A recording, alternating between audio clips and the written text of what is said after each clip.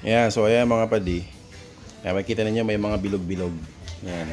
Yan yung marka ng ating pintor dun sa mga part na kailangan niyang habulan, no? Tsaka yan, no?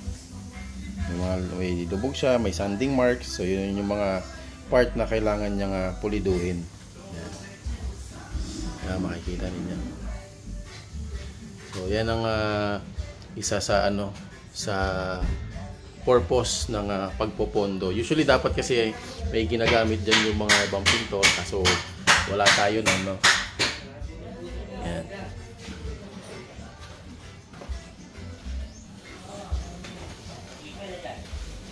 Yan, kita nyo? Yan yung mga marka. Ito yung sinasabi natin noong nakaraan. Yan.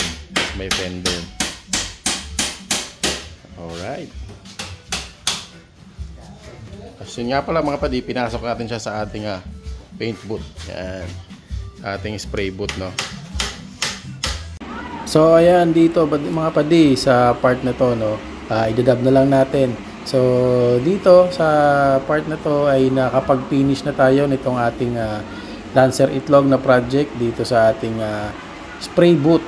Ayan, so natapos na natin, nakapag spray na tayo ng kulay niya at ng kanyang top coat mga padi. So ayan, so makikita ninyo na ilapat na natin yung top coat.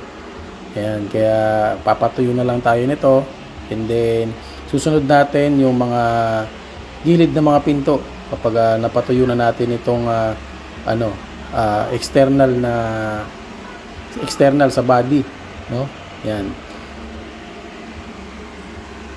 Ayan, alright mga padi. So ngayon naman mga padi, nung nakaraan nag-finish tayo nitong sasakyan, no? So ngayon pinapatuyo na natin yung top coat natin sa outer. Medyo maulan-ulan ang panahon natin ngayon, so medyo matatagalan tayo magpatuyo. Kailangan kasi mapatuyo natin maigi yung ating top coat, para mapalabas natin yung kintab at maganda yung lapat ng ating top coat. So ngayon habang pinapatuyo natin yung outer na top coat natin, tayo naman ay nagbuga na dito sa mga panggilid, no? Yan. Yan. So yung mga panloob, yan, pinturado din niya mga padi. Pati sa mga pinto. Yan. So yan yung mga natin. Yan. So pinturado din po yan, pintuan tsaka yung mga gilid. Yan.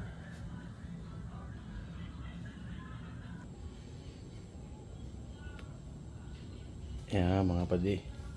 So swabing-swabe mga padi. Oh.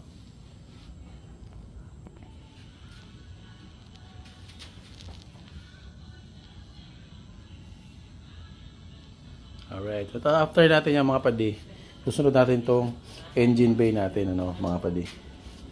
Engine bay, yung ilalim ng hood, yan ang yung mga naiwan pa natin, So kailangan natin linisin yan, i-degrease natin, lalo na dito sa may bandang engine bay mga padi. Marami tayong kailangan na hawiin, tanggalin. Hindi natin kasi bababa yung makina nito, no? So iba kasi yung may additional tayo sa price kapag kailangan nating ibaba yung makina or tanggalin yung lahat na nasa engine bay. So yun sa agreed price namin dito kay Bossing, lilinisin din namin itong mga gilid, yan, hahawiin natin, tatakpan, tapos saka natin bubugahan ng body color, no? Yan, pero bago tayo magbuga ng pintura, syempre magdi-degrease tayo niyan. Tatanggalin natin yung mga langis-langis para maganda yung kapit ng pintura. Yan. Alright. Ayan, so ito mga padi, inumpisahan na namin na hawiin, tanggalin paunti-unti yung mga nasa engine bay natin, Ayan.